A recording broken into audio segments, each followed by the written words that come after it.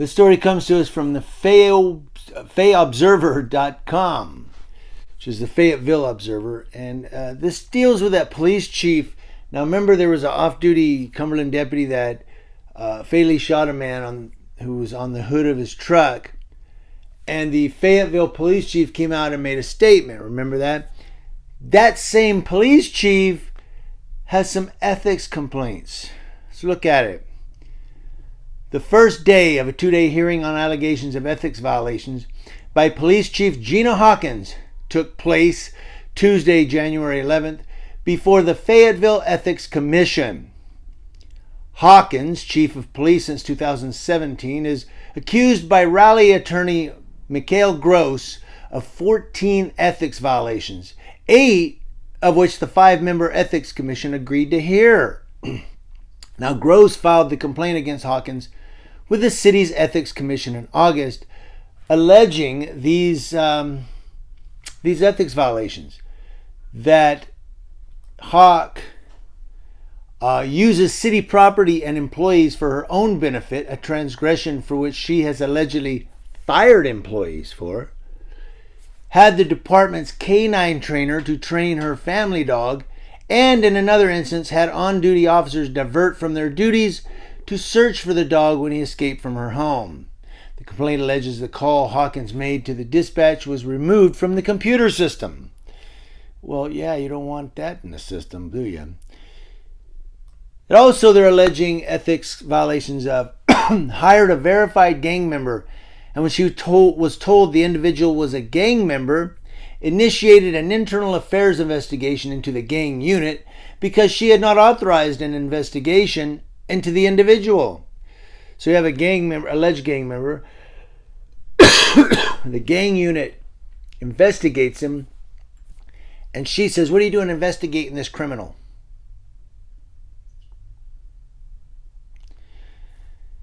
Also alleged initiated internal affairs investigations in November of 2018 and November 2020, then guided the outcomes rather than allowing the investigation to come to a fair and equitable resolution.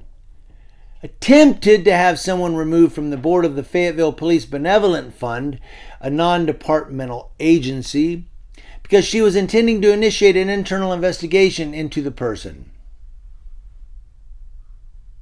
I guess that's ethics, right? That one there. There's 2 more. Allowed the canine trainer to place choke collars on canine officers and place them on the ground to teach them what it feels like to be a dog on a leash and a collar. An activity Gross states is not acceptable or standard training procedure for canine officers in the state of North Carolina. I don't think that's a standard training procedure in any state. Bark like a dog. See, that's how your canines feel. The last one. Hired the canine trainer as an officer with the department despite his allegedly being unable to attend basic law enforcement training because of issues with standards and training. I'm not sure what that means. Was he substandard and she hired him anyway? But she has denied all the claims. And Gross said in his complaint that the allegations against the chief came to light as he was investigating claims from at least 2 clients. Lisa Jane, a former ceasefire coordinator from the department, who was fired for using department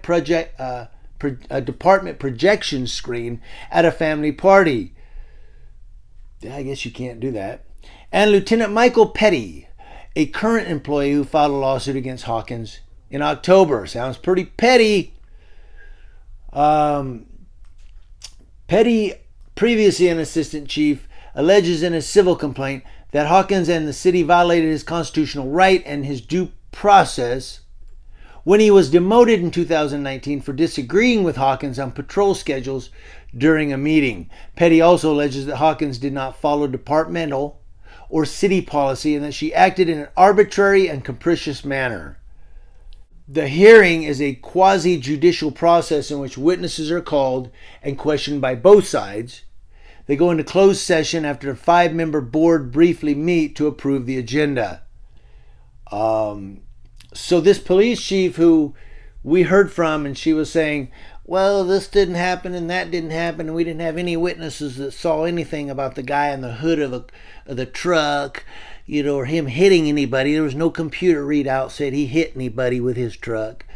Yet there were witnesses there that said they kind of saw what happened. People are describing what happened. Even the driver himself, that deputy, said, the guy jumped on my hood, pulled out my windshield wipers, and was breaking the glass. So what did I do when he fell off the hood of my truck? I shot him. Not drive away and call the cops. But my point is, that police chief that's making those statements now has all these ethics complaints against her for alleged ethics violations. Can we trust what she's telling us about this Cumberland deputy? Can she be trusted?